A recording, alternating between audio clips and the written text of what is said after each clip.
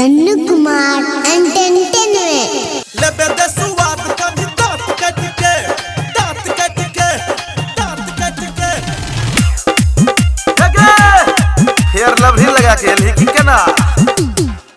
चेहरा चांदो से ज्यादा के चमको लाली पाउडर की रिम खूब गमको लेबे कते रुपया के एक नाइट के एक नाइट के आगे एक नाइट के घूमे छी तू गाल पर मलाई सट के घूमे छी तू गाल पर मलाई सट के लेबे दे सुवाद कनी दांत कट के घूमे छी तू गाल पर मलाई